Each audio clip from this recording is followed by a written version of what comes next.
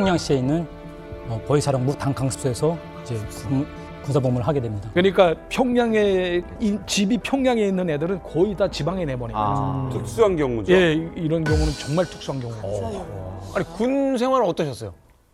네, 나름 편안했습니다. 야, 원래 그렇게 머리 편하면 한 거 아니에요? 얘기 좀 어땠어요? 그냥 거기는 이제 당강습소라는 게 보위사령부 이제 간부들이 와서 이제 학습을 하고 뭔가 이렇게 그런 이제 연수원. 예, 약간 그런 데인데 예. 그게 그냥 경비 부대다 보니까 엄청 이제 편안하고 그다음에 그냥- 이제 먹을 것도 잘 나왔고 그냥 뭐 별다른 거 없겠네요. 그러니까 어쩌다 한 번씩 교육 들어오면 그때 한번 잠깐 나가서. 예, 뭐 그냥 그죠? 경비선 일이니까 간부분들은 반찬이 뭐가 나오나요? 거기 군대 생활을. 저희는 그냥 잘 나왔습니다. 고기 나와요? 예, 거기 나왔습니다. 뭐 매일 나오진 않았는데 거기 나올 때도 잦았고요. 국하고 그런 것도. 예, 뭐 당연히 국 나오죠. 국 나오고. 이제 당간부 양성소에 계셨다고 했잖아요. 거기가 뭐냐면 이제 무슨 좌급 군관들 오는 정도가 아니고 상좌급 이상, 대령, 소장 이런 사람들이 와가지고 자기 정치상 재무장하러 온대요. 연수원이야. 먹을 게 연수원. 무진장 많아요. 그래서 연수원이. 근무 서는 사람 뭐 먹을 거 하나 준다고 그러고 굉장히 좋은 곳에 공부한 것 같아요. 그렇죠. 굉장히 좋은 기업에서 이사급 이상들 맞아요. 와서 왜, 왜? 우리는 워크숍 하는 데야. 우리는 국이다 하게 되면 소금국, 아, 소금국, 그치. 뭘 아무것도 없습니다. 뭘 소금국에다가 그 소금국. 밥이다 하게 되면 강내의 밥이라고 하는 게 강내가 한 80% 들어가거든요. 하도 공군이다 나니까 그래도 좀 주는 겁니다. 이거는. 그다음에 찌개가 나오는 게 염장 삼형제. 영재 씨 혹시 그거 저거 먹어봤어요? 속도전가루? 그건 이 말은 들어봤는데 속도전가루 몰라요? 모릅니다. 왜 나는 먹어봤어? 나 속도전가루 하면 10개 치고. 사람이 지금 속도전가루를 안 오늘- 먹어봤다니 이거 참 오늘 얘기를 나누고 있지만 이게 없었으니까 중국에서. 완벽히 어너더 레벨이에요 지금. 아니 근데 저는 그동안 이 유현우 대사님을 조금 이 마음의 벽을 쌓고 살았거든요. 왜냐면 좀 기분이 안 좋으니까. 근데 이제 전 염장무 삼형제도 드시고 멀건 소금국에 깡냉이 밥에 군사복무 하셨구만요. 같은 클라스. 자강국까지 가서 나 고생하셨는데 이제부터 좋아하려고요. 우와 이 아니 근데 고생을 제가 3년 동안 장항도에 가서 고난행군식의 그 교권 얘기를 했는데 혁명범지셨구만요. 그러니까 장항도 사람이 나를 미워하면 되나? 안 미워하겠습니다 이제부터. 이렇게 초단기로 군 생활을 마친 영철 씨가 제대하고 사회에 나와서 한 일이 뭘까요? 당연히 부모님을 찾는 거겠죠. 그렇죠. 그래서 군에서 제대해가지고 당에서 배치될 때까지 약 한 달의 시간이 있는데 그 시간 동안에 중국에서 부모님과 마지막까지 끝까지 함께 했던 그 주방장도 만나고 또 부모님과 가까이 지냈던 인민무력부 사람까지 수소문해서 만났거든요. 그런데 이분들에게서 그 상상할 수 없는 충격적인 얘기를 듣게 됩니다. 그게 뭘까요? 그 어머님 아버지가 계시던 식당에 주방장으로 일을 하시던 분이 있습니다. 그 주방장 어머님이 저희 아버지가 김정일 위원장한테 편지를 올렸답니다. 어떤 내용의 편지? 어떤 내용의 편지라면 보위사령부의 군 간부들이 예. 마약을 거래하고 있고 그리고 무기 거래를 하고 있다는 내용을 정보를 아버지가 알게 됐답니다. 중국이나 아니면 제3국에 그런 거래를 하고 있다. 그런 거래를 하고 있다. 네. 예. 그 내용에는 보위사령관이 들어가 있습니다. 또 7처장도 거기에 내용이 들어가 있습니다. 고위급들이 다 들어가 있네요. 예, 자기 상관입니다. 그 정보를 입수한 다음에 바로 이제 그거를 보고를 해야 되는데 김정일 위원장한테 직접 보고를 합니다. 그거를 이제 올렸는데 그 편지가 보위사령관 사령관이 손에 들어간 겁니다.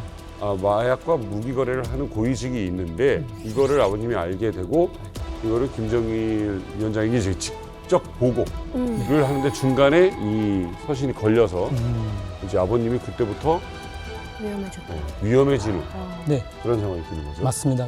사실 여기서 약간 퍼즐이 맞춰지는 기분이 드는 게 아버님이 직접 그런 범죄에 연루가 됐더라면 7처장이 굳이 찾아와서 그 영철 씨에게 뭐 마음 잡고 졸업해라라는 어떤 격려라든지 보호를 하려고 안 했겠죠. 근데 이제 와서 생각해보면 아버지와 엄마도 어디선가 이제 실종이 된 상태니까 고위부 입장에서는 사실은 굉장히 곤란한 상황이 된 거잖아요. 그러니까 그 위치라든지 어떤 그 은신처를 차단하기 위해서라도 사실은 영철 씨가 굉장히 필요한 상황이고 그러니까 보호가 아닌 일종의 미끼, 감시. 혹시 너 엄마랑 너는 통화했겠지. 써보기 위해서 한번 만나봤을 수도 있죠. 이제서야 영철 씨가 머릿속에서 퍼즐을 맞춘 거예요. 아, 이게 부모님이 사라진 게 맞고 나를 향한 배려가 아니라 이 사람들이 날 감시하려 했구나 라는 깨달음을 이제서야 얻은 거죠. 자, 그럼 이제 영철 씨의 선택은 단순해요. 어머니 아버지가 마지막으로 자취가 끊긴 곳이 어디입니까? 중국. 아, 중국으로 가야겠다 라고 마음의 결심을 내리게 됩니다. 빠르게. 자, 그런데 상황이 지금 보면 군에서 제대하고 나서 그렇죠? 평양에 왔는데 어떻게 중국으로 나가냐고요. 그렇죠. 나가기 쉽지. 자유롭게 나가게 두겠냐고요. 쉽지가 않은 그런 상황입니다. 그런데 야, 영철 씨에게 호시탐탐 기회만 노리고 있었는데 이런 기회가 찾아옵니다. 평양 외국어대학 졸업생 1000명 중 단 2명만 뽑는다고 조선노동당 대외연락부 간부 명단에 영철 씨의 이름이 오른 거예요. 영철 씨가 소속된 부서는 대외연락부 116 연락소. 그런데 왜 116이라면 김정일의 1월 16일 방침으로 만들어진 부서인데 항일 빨치산 출신의 이율설 원수의 사위가 소장으로 있었던 곳이니 여기는 굉장히 막강한 조직이라고 볼 수가 있는 거죠. 여기에 차출이 됐다. 1000명 중에 2명. 이렇게 정말 운 좋게 대외 연락부에 소속이 됩니다. 들어가요. 근데 대외 연락, 해외 파견 임무는 들어오지가 않습니다. 심양에 가서 부모님 소식을 알아봐야 되는데 기회가 지금 찾아오지 않고 있어요. 그래서 아이디어 하나를 떠올립니다. 뭐냐면 맞다. 내가 심양에 있을 때 아버지와 함께 이제 중국 재벌들과 돈 있는 사람들 많이 만나봤지. 그럼 소문을 이렇게 내자. 내가 중국 재벌과 커넥션이 있다. 라는 소문을 내면은 누군가 나 좀 소개시켜달라 라고 하면서 찾아오는 사람이 있을 것이다 라고 하면서 소문을 내요. 누가 한 명이 찾아옵니다. 낯선 남자가 찾아왔는데 누구죠? 제 생전 처음 보는 사람이었는데 국가과학원이라고 소개했습니다. 자기는 국가과학원 소속인데 거기에 외화벌이 이제 사업을 하는 사장이라고. 그리고 이제 중국에 가서 중국에서 식당을 내려고 하는데 도움 줄 수 있냐 해서 당연히 도움 줄 수 있다. 어떻게 제가 지금 대연락부 116 연락소 소속인데 국가과학원에서 저를 스카우트 할 수 있냐 하니까 할 수 있다. 해서 진짜 한 달도 안 돼서 그걸 빨리 거의 보름 만에 저희 소속을 중앙당 대연락부 소속에서 국가과학원 소속으로 옮겼다고 하더라고요. 근데 옮기지 않았는지 그 문서도 제가 보지 못했습니다. 그냥 옮겼다고 하더라고요. 말로 전달받았고. 근데 저는 뭐 그게 어떤 임무든 여튼 해외에 나갈 수 있는 기회라고 딱 됐기 때문에 저는 그때 좋은 기회다 하고선 약속을 하고 그러게. 나가기로 이제 허가를 받습니다. 근데 이거 뭔가 이상해요. 이상하다. 뭔가 상황이 같은데? 갑자기 누군가 물고 오더니 너 한번 식당 사는데 그러니까, 같이 해볼래. 그랬더니 무서워. 갑자기 소속도 바꿔줘요. 네. 1000명 중에 2명이 지금 예. 소속이 돼서 여기까지 가는 거 아니에요? 이상해. 그러니까 이 사람도 일부러 접근한 거 아니냐. 뭔가 이유가 있어서. 저도 의심했었습니다. 그 사람에 대한 신분.